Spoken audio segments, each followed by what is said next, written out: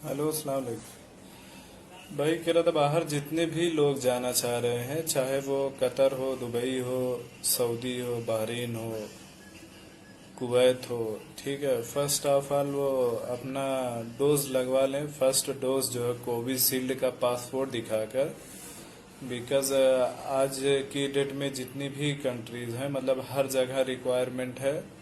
Vaccinated people सब लोग मांग रहे हैं। विदाउट वैक्सीन के लोगों को कोई भी एक्सेप्ट नहीं कर रहा है।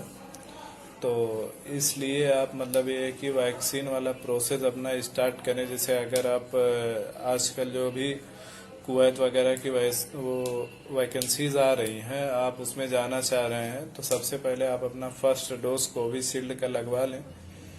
इससे क्या है कि आपका वीज़ा जमा हो जाएगा, वीज़ा इशू होगा, स्टैंपिंग होगी। जब तक कि आपका प्रोसेस चलेगा तब तक आपके दूसरे डोज की टाइम हो जाएगी, और 28 दिन बाद आप अपना दूसरा डोज लगवाकर इजीली ट्रैवल कर सकेंगे।